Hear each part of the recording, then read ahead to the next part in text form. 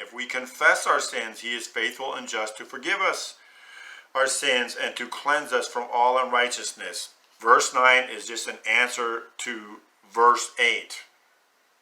If we say that we have no sin, we deceive ourselves.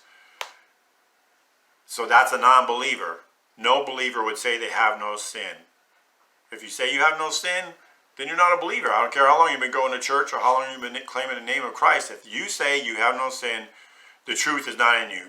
In other words, the Spirit of Christ is not in you. If we confess our sins, he is faithful and just to forgive us our sins and to cleanse us from all unrighteousness. So that's going from an unbeliever in verse 8 to a believer in verse 9. This applies to believers and people who don't even believe yet. They can learn from this. They can learn about who their God is and what it means to believe in him. What happens when you believe in him? You get the realization or the revelation that he has taken away your sin so that he can come and abide in you.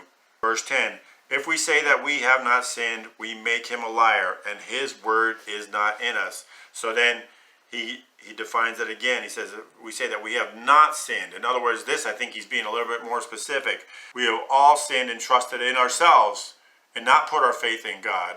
We have all sinned in that we have not believed in the one true light. We have. That's the state we are born in. We have to come to this realization because we are all born dead to our God. And to be made alive has to happen at some point when we come to faith in him. Going to chapter 2. My little children, these things I write to you so that you may not sin. He's not saying, I write these things to you so that you'll never sin again. That's not what he's saying. He's saying that you'll believe who your God is, so that you won't believe that someone else is your God, or that your God isn't your God. That's the sin he's talking about.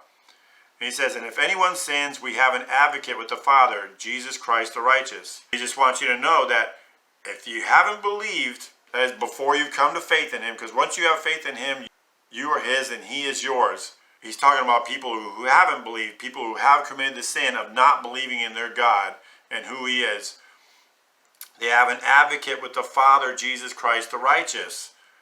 I believe they put a comma there to try to put some sort of separation.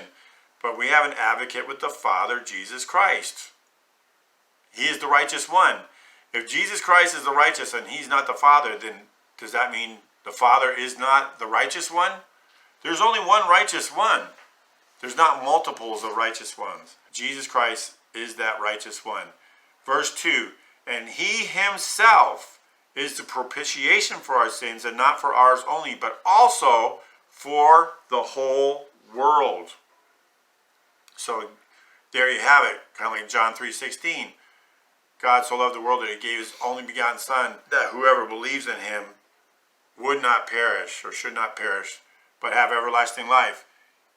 He gave himself. He himself. That's a powerful statement, actually, and it's not said a lot in the Bible.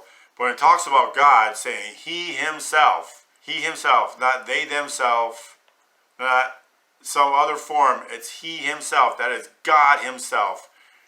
The Father, Jesus Christ the righteous, himself is the propitiation for our sins. And by propitiation, that means he took it away. It's gone. It's not covered up. It's not atoned for. It's not memorialized. It is completely removed as far as the east is from the west. He remembers our sins no more because of his action, not because he made some sort of decree and just waved his hand. As it said in the previous,